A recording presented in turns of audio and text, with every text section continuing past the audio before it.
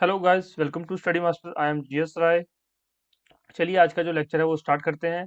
तो ये हमारी जो इम्पोर्टेंट जीके जीएस की क्वेश्चन सीरीज चल रही है, जिसके जो भी आपके अपकमिंग एग्जाम्स हैं, जो कि UP PCS, HCS, BPSC, Punjab police, Haryana police, आए दिन फ्रेंड्स कोई ना कोई नोटिफिकेशन आते रहते हैं। तो देखिए, सरकारें नोटिफिकेशन निकालती रहती है, लेकिन आपको क्या करना है, खुद की प्रिपरेशन को मजबूत बनाना है, तभी आप दूसरे बच्चों को पीछे छोड़ सकेंगे। तो ये जो जीके जीएस की श्रृंखला है, ये सीरीज है, क्वेश्चन सीरीज आपकी काफी हेल्प करेगी।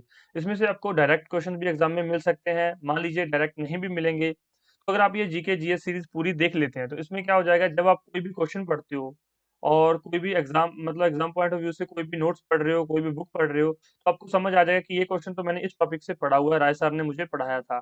तो थोड़ा सा आइडिया हो जाता है कि इस टॉपिक से किस तरह के क्वेश्चन पूछे जाते हैं या पूछे गए हैं। तो ये सीरीज को देख लेना, इसका पूरा पूरा लाभ उठा लेना।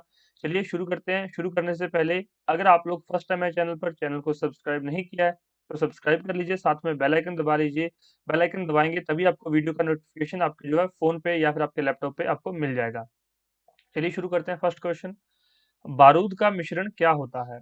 बारूद का मिश्रण क्या होता है? What is a mixture of gun powder? Option देखिए, बालू और टीएनटी का जो यहाँ पर मिक्सचर है, टीएनटी और चारकोल का मिश्रण है, पोटाशियम नाइट्रेट, सल्फर और चारकोल का मिश्रण है, या फिर सल्फर, बालू और चारकोल का मिश्रण है। तो देखिए, यहाँ पर बारूद जो है, गन पाउडर है, ये किसका मिश्रण है? ये पोटाशियम नाइट्रेट, सल्फर और चारकोल का यहाँ पर मिश्रण है। इससे रिलेटेड जो इंपॉर्टेंट इन्फॉर्मेशन है वो नोट कर लीजिए। तो बारूद एक विस्फोटक रासायनिक मिश्रण है। अब आपको पता है कि गन पाउडर है तो विस्फोटक तो होगा, एक्सप्लोजिव है। It is also called gun powder, और ब्लैक पाउडर भी कहते हैं इसको। और इसके अंदर क्या होता है, 75% साल्ट पीटर होता है, 15% सॉफ्ट चारकोल और 10% सल्फर है। और ये जो है यूपीएससी के अंदर या फिर यूपी पीसीएस के अंदर इस तरह से क्वेश्चन पूछ लिए जाते हैं, जो आगे फर्दर जो ये क्लासिफिकेशन पूछ ली जाती है कि कौन सी चीज कितने परसेंट है। जनरली जो है ऑल एग्जाम्स में ऐसा ही क्वेश्चन पूछा जाता है कि पोटाशियम नाइट्रेट, सल्फर और चारकोल जो है बारूद के मिश्रण में पाए जाते हैं। नेक्स्ट क्वेश्चन पर चलते हैं। गामा किरणों से क्या हो सकता है? जो गामा किरणें हैं, गामा रेज से क्या हो सकता है? तो ऑप्शन देखिए, जीन म्यूटेशन, छींकना, जलन या फिर जबर। तो गामा किरणों से जीन म्यूटेशन होती है। अब आप सोच रहे हो कि सर जीन म्यूटेशन क्या होती है? तो देखिए, यहाँ पर गामा किरणों के द्वारा भोजन पदार्थों से उन जीवाणुओं को मार दिया जाता है और उनका क्षय करते हैं। फल और सब्जियों का अंकुरण रोकने के लिए, अंकुरण की गति कम करने के लिए या अंकुरण में देरी करने के लिए ये जो गामा किरणों का प्रयोग किया जाता है। समझ आ गया आपको कि गामा किरणों से क्या होता है, जीन म्यूटेशन होता है। नेक्स्ट क्वेश्चन देखिए यहाँ पर, वायुमंडल में ओजोन ह्रास मुख्यतः किया जाता है तो किस गैस के द्वारा ये किया जाता है?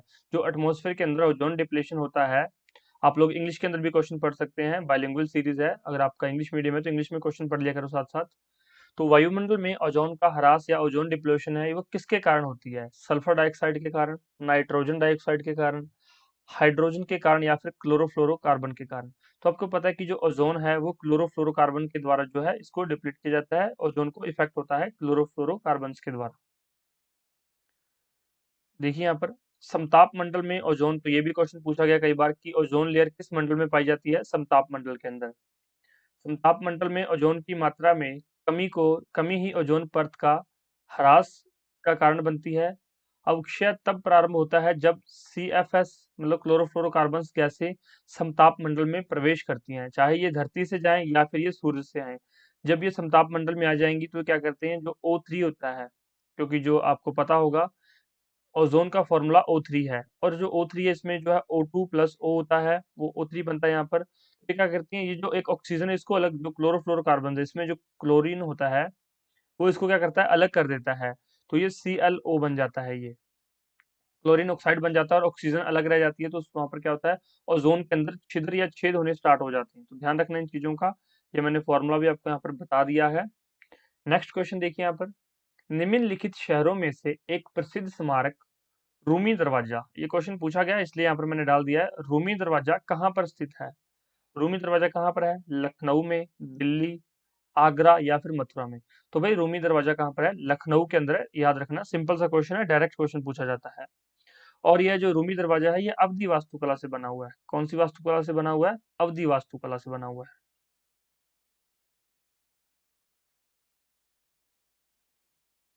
और अगर किसी को पीडीएफ चाहिए हो तो मैं डिस्क्रिप्शन बॉक्स में लिंक दे दूंगा, वहां से जाके आप लिंक पे क्लिक करके डायरेक्ट डाउनलोड कर सकते हैं। और अगर मान लीजिए लिंक नहीं दिया हुआ, लिंक मिसिंग है, तो आप हमारा टेलीग्राम चैनल ज्वाइन कर लीजिए, वो डिस्क्रिप्शन बॉक्स में लिंक दे दूंगा, या फिर @स्टडी मास्टर लिखकर आप लोग जो है टेलीग्राम से हमारा टेलीग्राम चैनल ज्वाइन कर सकते हैं, वहां पर आपको ये सारी पीडीएफ्स मिल जाएंगी। नेक्स्ट देखिए यहाँ पर, फिरदौस मंजिल किस मुगल राजा को कहा जाता है? फिरदौस मंजिल किस मुगल राजा को कहा जाता है? मोहम्मद शाह रंगीला, शाह आलम द्वितीय, अकबर द्वितीय, या फिर बहादुर शाह प्रथम। तो भाई जो ये ऑप्शन देखिए, फिरदौस मंजिल किसको कहा जाता है? तो शाह आलम द्वितीय को फिरदौस मंजिल भी कहा जाता है। शाह आलम द्वितीय का ही नाम है फिरदौस मंजिल। और बक्सर के युद्ध में ये अंग्रेजों के सामने ये हार गए थे। नेक्स्ट क्वेश्चन देखिए, मेहरुनिसा किस नाम से प्रचलित थी? मेहरुनिसा किस नाम से प्रचलित थी? नूरजहां, मरियम जमनी, सलीमा, या फिर इनमें से कोई नहीं। तो जो मेहरुनिसा किसका नाम था? नूरजहां का। नूरजहां को क्या कहा जाता था? मेहरुनिसा। और ये जो है जहांगीर की पत्नी थी। नूरजहां किसकी पत्नी थी? जहांगीर की। यहाँ पर लिखा हुआ आप लोग यहाँ पर पढ़ सकते हैं। मेहरुनिसा शेर अफगान की विधवा थी और जहांगीर की पत्नी थी, जिसे जहांगीर ने नूरजहां की उपाधि दी थी। नाम क्या है उनका? मेहरुनिसा। याद रहेगा आपको। नेक्स्ट क्वेश्चन देखिए, भारतीय संविधान की छठी अनुसूची किन चार राज्यों से अनुसूचित क्षेत्रों और अनुसूचित जनजातियों के प्रशासन और नियंत्रण से संबंधित है? तो यहाँ पर कौन सी अनुसूची की बात की जा रही है? छठवीं अनुसूची की। सबसे पहला क्वेश्चन मैं आपसे पूछता हूँ कि भारतीय संविधान में कुल कितनी अनुसूचियां हैं? कुल अनुसूचियां कितनी हैं बताइए भाई। कितने शेड्यूल्स हैं? टोटल शेड्यूल्स कितने हैं? ये भी क्वेश्चन पूछा जा सकता है। चलिए, आई होप आप इसका आंसर कमेंट बॉक्स में जरूर करेंगे। तो भारतीय संविधान की छठी अनुसूची किन चार राज्यों से यहाँ पर जो है डील करती है? ऑप्शन देखिए, मणिपुर, मिजोरम, त्रिपुरा, या फिर नागालैंड। असम, मेघालय, त्रिपुरा, या फिर मिजोरम। असम, मेघालय, अरुणाचल प्रदेश, नागालैंड। असम, मेघालय, मिजोरम, नागालैंड। तो जिन्होंने संविधान की अनुसूचियां पढ़ी हैं, मैंने अनुसूचियों वाला लेक्चर करवाया था अच्छे से। आपको पता है लेक्चर्स कहाँ पे मिल रहे हैं आपको? सारे लेक्चर्स, और यूट्यूब पे सारे लेक्चर्स मैंने दिए हुए हैं। हमारी बहुत सारी प्लेलिस्ट के अंदर आपको वीडियोस मिल जाएंगी, वहां से जाके आप लोग देख लीजिए। जीके जीएस के लेक्चर सीरीज दी गई है, जिसमें 30 लेक्चर्स हैं। कोई भी आपका एग्जाम हो जिसमें जनरल स्टडीज पूछा जाता है, वो 30 लेक्चर देख लो फ्रेंड्स। 30 लेक्चर काफी इंपॉर्टेंट है। वो 30 लेक्चर्स आपको जो है जीके जीएस की कंप्लीट रिवीजन करवा देंगे। डिस्क्रिप्शन बॉक्स में मैं आपको लिंक प्रोवाइड करवा दूंगा। अगर आप वो 30 लेक्चर देख लेते हैं तो आपको सारी जीके जीएस की रिवीजन हो जाएगी, चाहे आपका किसी भी स्टेट का कोई भी एग्जाम हो, वहां पे आपको जो है उससे हेल्प जरूर मिलेगी। तो इस क्वेश्चन का आंसर क्या है? इसका आंसर है बी। असम, मेघालय, त्रिपुरा और मिजोरम के अंदर जो है छठी अनुसूची में बताया गया है। और यहाँ पर देख लीजिए 5वीं अनुसूची में क्या दिया गया है। संविधान की 5वीं अनुसूची में असम, मेघालय, त्रिपुरा और मिजोरम को छोड़कर, ये चार राज्यों को छोड़कर बाकी सभी जितने भी अनुसूचित क्षेत्र हैं या फिर अनुसूचित जनजातियों हैं, उनके प्रशासन और नियंत्रण से संबंधित बात की गई है। तो 5वीं अनुसूची में सभी क्षेत्रों की बात की गई है, और छठी अनुसूची में इन चार राज्यों की ही बात की गई है, जो कि अनुसूचित क्षेत्र और अनुसूचित जनजातियों के प्रशासन और नियंत्रण के बारे में इसमें बताया गया है। आई होप आपको ये याद रहेंगी 5वीं अनुसूची और छठी अनुसूची, मतलब 5th शेड्यूल और 6th शेड्यूल के बारे में चीजें आपको क्लियर हो गई होंगी। चलिए नेक्स्ट पे चलते हैं। भारत के संविधान के निम्नलिखित अनुसूची में से कौन सा नया राज्य बनाने के लिए संशोधन किया जाता है? तो अगर मान लो कोई नया राज्य बनाना है, तो उसके लिए किस अनुसूची में संशोधन करना पड़ेगा? पहली, दूसरी, तीसरी या चौथी? सिंपल सा क्वेश्चन है। अगर कोई नया राज्य बनाना है तो पहली सूची में संशोधन है, क्योंकि पहली अनुसूची क्या है? संघ और राज्य। पहली सूची क्या कहती है? संघ और राज्य क्षेत्र के बारे में बताती है। तो एक बार सूचियों के बारे में जाकर ध्यान से पढ़ लेना, जो शेड्यूल्स के बारे में है, अनुसूचियों के बारे में पढ़ लेना, तो आपको उससे थोड़ा आइडिया हो जाएगा। राइट आंसर क्या है? ए। नेक्स्ट क्वेश्चन देखिए, भारत का संविधान भारत के सुप्रीम कोर्ट को केंद्र और राज्यों के बीच विवादों का निर्णय किस क्षेत्र के तहत लेने का अधिकार देता है? अब ये तो आपको पता है कि जो अगर मान लो राज्यों और केंद्र सरकारों के बीच में कोई मतभेद हो जाए, कोई विवाद हो जाए, तो उसका निर्णय कौन करता है? Supreme court. तो सुप्रीम कोर्ट को ये पावर्स कहाँ से मिली है? अपीलीय न्यायाधिकार से, वास्तविक न्यायाधिकार से, सलाहकार न्यायाधिकार से, या फिर रिट न्यायाधिकार से? तो कैसे इनको ये पावर मिली है? तो इनके पास ये जो पावर है, वास्तविक न्यायाधिकार के द्वारा इनके पास ये पावर दी गई है। भारत का संविधान भारत के सुप्रीम कोर्ट को केंद्र और राज्यों के बीच विवादों का निर्णय वास्तविक न्यायाधिकार के तहत लेने का अधिकार देता है, de facto jurisdictions। Next question देखिए यहाँ पर, लॉर्ड रिपन ने हंटर आयोग का गठन किस लिए किया था? लॉर्ड रिपन ने हंटर आयोग का गठन किस लिए किया था? ऑप्शंस देखिए यहाँ पर, आतंकवाद तथा राष्ट्र विरोधी गतिविधियों को रोकने के लिए, भारत में शिक्षा सुधार के लिए, उच्च न्यायपालिका में भारतीय न्यायाधीशों की नियुक्ति के लिए, या उपरोक्त में से कोई भी नहीं। तो भाई लॉर्ड रिपन ने हंटर आयोग का गठन क्यों किया था? हंटर आयोग शिक्षा से संबंधित है, आप सभी को पता होगा, नहीं पता होगा तो आगे से आप लोग क्या करेंगे, याद रखेंगे। हंटर आयोग शिक्षा से संबंधित है। तो लॉर्ड रिपन ने 3 फरवरी 1882 को सर विलियम हंटर की अध्यक्षता में शिक्षा आयोग का गठन किया था। विलियम हंटर वायसराय की कार्यकारी परिषद के सदस्य थे। इस आयोग ने भारत में शिक्षा सुधार के लिए, प्रारंभिक शिक्षा व उच्च शिक्षा में सुधार के लिए कई महत्वपूर्ण सुझाव भी दिए थे। तो हंटर आयोग किससे संबंधित है? शिक्षा से संबंधित है। ध्यान रहेगा, सिंपल क्वेश्चन था। नेक्स्ट देखिए, भारतीय टंकण व कागजी मुद्रा अधिनियम किस वायसराय ने पारित किया? Which viceroy passed the Indian typing paper currency act? Lord Minto, Lord Hardinge, Lord Curzon या फिर लॉर्ड डफरिन? सही उत्तर क्या है? Lord Curzon. जनवरी 1899 में लॉर्ड कर्जन को भारत का वायसराय नियुक्त किया गया था। उन्होंने भारतीय टंकण व कागजी मुद्रा अधिनियम 1899 को पारित किया और भारत को स्वर्ण मानक की शुरुआत की थी। नेक्स्ट क्वेश्चन देखिए, निम्नलिखित में से किसे मराठा मैकियावेली कहा जाता है? किसे मराठा मैकियावेली कहा जाता है? नाना फडणवीस, बालाजी विश्वनाथ, नारायण राव, बाजीराव या फिर संभाजी? तो जो मराठा मैकियावेली किसे कहते हैं? नाना फडणवीस को। ऐसा क्यों कहा जाता है, देख लीजिए। तो पेशवा शासन के दौरान नाना फडणवीस मराठा साम्राज्य के प्रभावशाली मंत्री व कूटनीतिज्ञ थे। यूरोपियों द्वारा उन्हें मराठा मैकियावेली कहा जाता था। क्यों कहा जाता था? क्योंकि एक इटालियन डिप्लोमेट थे निकोल मैकियावेली, तो उनकी तर्ज पर वो मतलब काफी फेमस थे, तो उनकी तर्ज पर ही उनको क्या कहा जाता था? मराठा मैकियावेली। ब्रिटिश साम्राज्य की बढ़ती हुई शक्ति के दौरान भी उन्होंने मराठा साम्राज्य को सुरक्षित रखा। किसने सुरक्षित रखा? नाना फडणवीस ने। तो आप, आई होप आपको ये याद रहेगा, कभी भी ये क्वेश्चन आप ये गलत नहीं करके आएंगे। नाइट्रोजन चक्र में मिट्टी नाइट्रेट्स को मुक्त नाइट्रोजन में किसके द्वारा बदल दिया जाता है? इस तरह के जो क्वेश्चंस होते हैं एनवायरनमेंट से रिलेटेड, ये आप लोग यहाँ पर इंग्लिश में पढ़ लिया करो। In the nitrogen cycle soil nitrates are converted into free nitrogen by. तो ये नाइट्रोजन साइकिल से रिलेटेड क्वेश्चन है, शायद किसी ने एनवायरनमेंट में पढ़ा हो, साइंस में भी ये पढ़ाया गया है, आप लोग उसमें भी ये देख सकते हैं। तो देख लीजिए यहाँ पर, जो नाइट्रोजन साइकिल में सोयल नाइट्रेट्स को फ्री नाइट्रोजन में कौन कन्वर्ट करता है? Nitrifying bacteria, denitrifying bacteria, ammonifying bacteria या फिर नॉन ऑफ दिस? तो इसका राइट आंसर क्या है? इसका राइट आंसर है डीनाइट्रीफाइंग बैक्टीरिया। डीनाइट्रीफाइंग बैक्टीरिया सही उत्तर है बी। तो ये जो मिट्टी के अंदर नाइट्रेट्स होते हैं उनको फ्री नाइट्रोजन में कन्वर्ट कर देते हैं। सल्फर डाइऑक्साइड के प्रदूषक का जैविक सूचक क्या है? The biological indicator of sulphur dioxide pollutants is? कौन सा है सल्फर डाइऑक्साइड का? काई, स्मोक, ब्राइफोटा, नन ऑफ दीज? तो यहाँ पर मोस्ट लिख लीजिए, यहाँ पर वो काई का एज इट इज काई लिखा गया है। सल्फर डाइऑक्साइड के प्रदूषक का जैविक सूचक कौन सा है? काई, धुआं, ब्रायोफाइटा या इनमें से कोई नहीं? तो सही उत्तर क्या है? काई, जिसको इंग्लिश में क्या बोलते हैं? मॉस। नेक्स्ट क्वेश्चन पर चलते हैं, पानी के फर्न अजोला और साइनोबैक्टीरियम अनाबेना के बीच क्या संबंध है?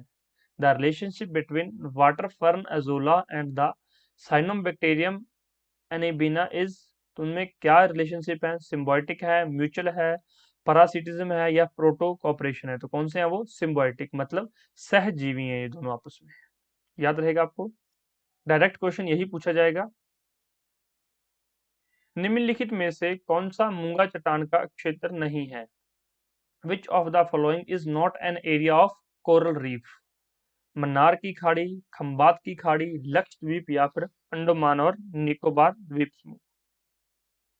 तो यहाँ पर देखिए जो मूंगा चट्टान है, कोरल रीफ्स हैं, वो मन्नार की खाड़ी में पाए जाते हैं, लक्षद्वीप में भी पाए जाते हैं, अंडमान निकोबार द्वीप समूह में पाए जाते हैं, लेकिन खंबात की खाड़ी में ये नहीं पाए जाते। तो यहाँ पर क्षेत्र नहीं पूछा गया, तो राइट आंसर क्या है? Gulf of Khambhat. इसमें और देख लीजिए यहाँ पर कोरल रीफ कहाँ कहाँ पाए जाते हैं? बे ऑफ मन्नार, लक्षद्वीप, अंडमान निकोबार द्वीप समूह, गल्फ ऑफ कच्छ। यहाँ पर देखिए गल्फ ऑफ कच्छ में पाए जाते हैं, लेकिन गल्फ ऑफ खंबात में नहीं पाए जाते, तो एग्जाम में जाके कंफ्यूज नहीं होना है। नेक्स्ट देखिए, नालंदा विश्वविद्यालय का विकास किसके काल में हुआ था? नालंदा विश्वविद्यालय का विकास किसके काल में हुआ था? चंद्रगुप्त, स्कंदगुप्त, कुमारगुप्त या समुद्रगुप्त? तो जो नालंदा विश्वविद्यालय का विकास है वो कुमारगुप्त के समय में हुआ था। नालंदा विश्वविद्यालय का विकास गुप्त राजा कुमारगुप्त के समय हुआ था, और जो कुमारगुप्त हैं वो किनके पुत्र थे? तो वो चंद्रगुप्त विक्रमादित्य के पुत्र थे। कुमारगुप्त चंद्रगुप्त विक्रमादित्य के पुत्र थे।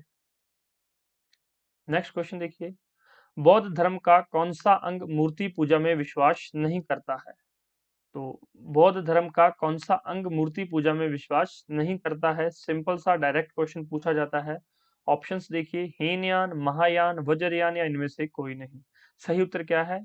हीनयान जो है मूर्ति पूजा में विश्वास नहीं करता, और ये जो है हीनयान जो है बौद्ध धर्म की शिक्षाओं पर जो है विश्वास करते हैं कि बुद्ध ने जो हमें समझाया है, जो हमें सिखाया है, हमें उस पर काम करना है। हीनयान बौद्ध धर्म की शिक्षाओं पर विश्वास करते हैं। हीनयान मूर्ति पूजा पर विश्वास नहीं करता है, और न ही यह विश्वास करता है कि बुद्ध भगवान थे। वो ये नहीं कहते थे कि बुद्ध भगवान थे, वो सिर्फ एक रास्ता थे, उन्होंने सही जीने का रास्ता सिखाया है, ये मानते थे कि उनकी शिक्षाएं अच्छी थी, लेकिन वो भगवान नहीं थे। नेक्स्ट देखिए, सुल्तान अजलान शाह कप किस खेल से संबंधित है?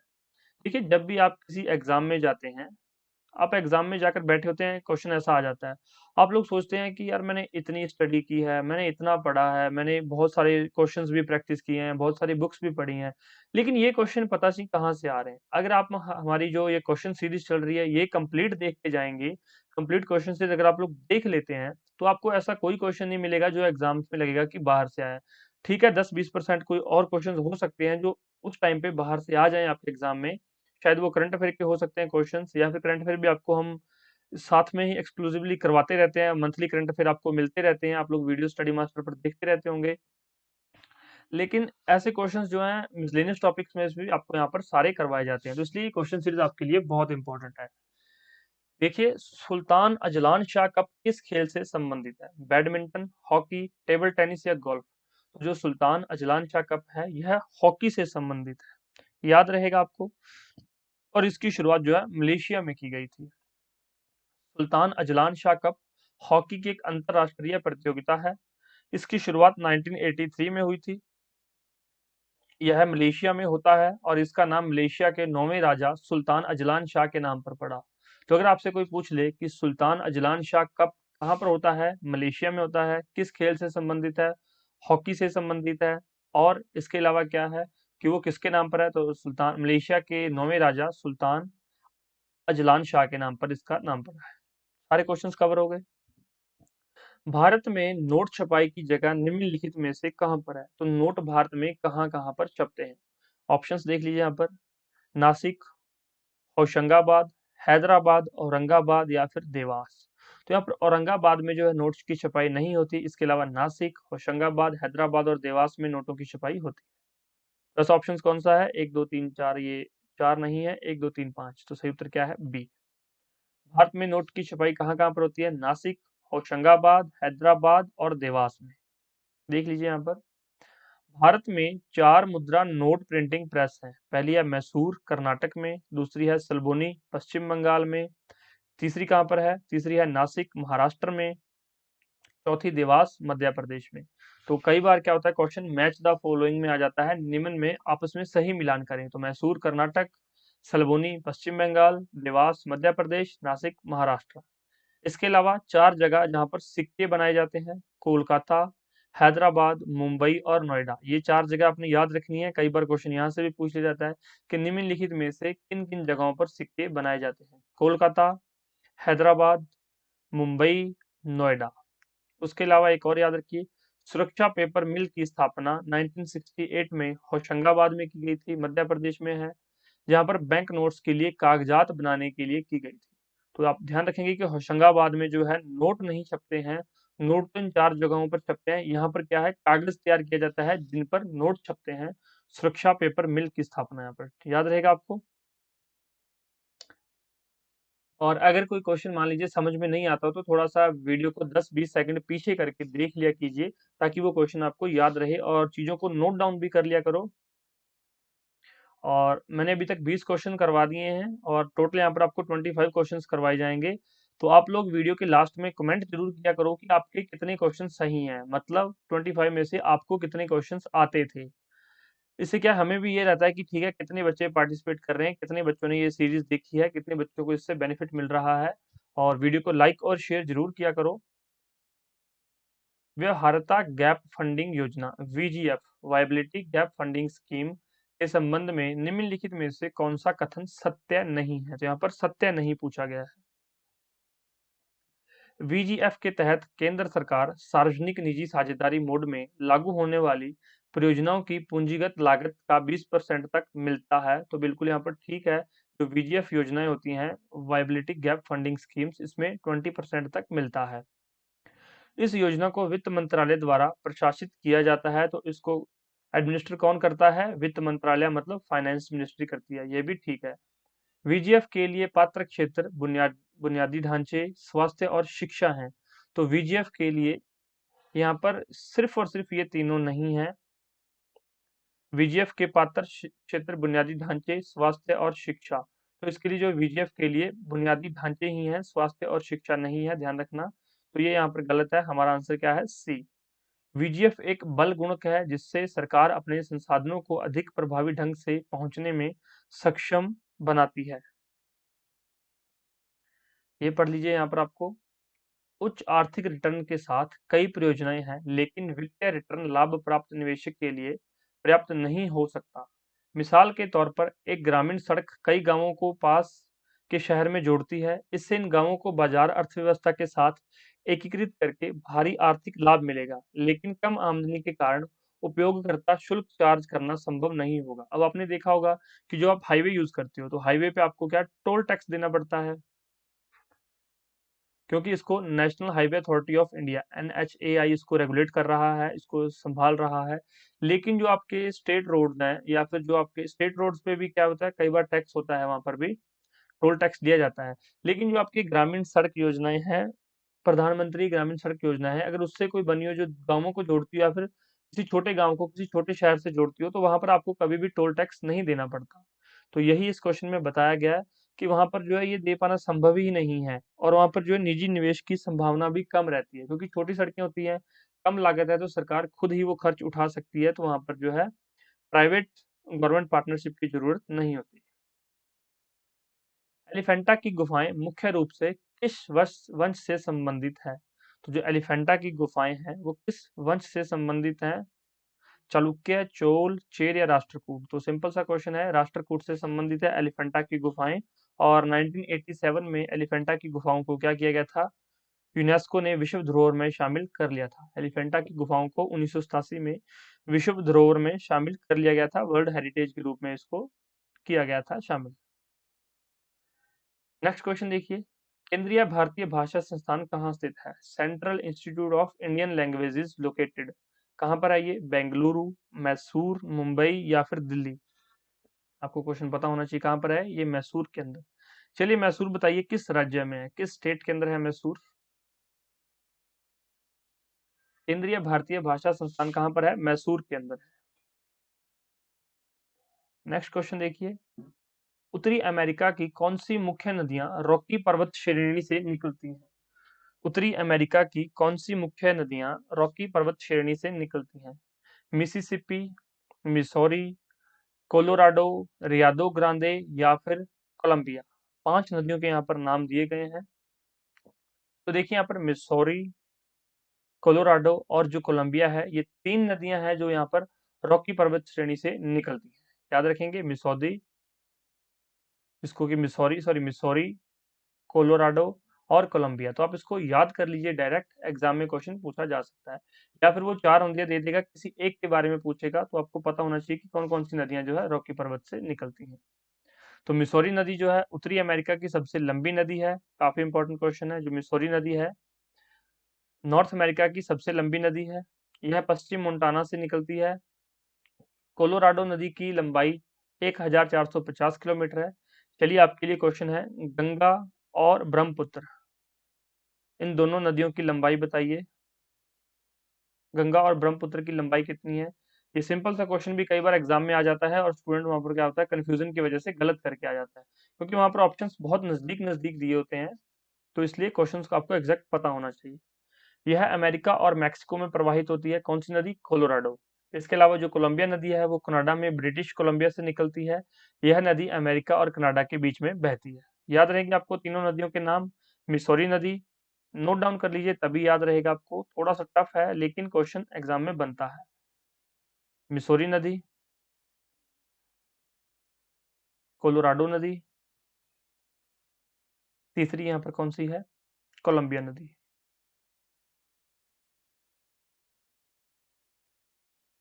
तो ये तीनों नाम याद रखना, कहाँ से निकलती हैं? ये रॉकी पर्वत से निकलती हैं।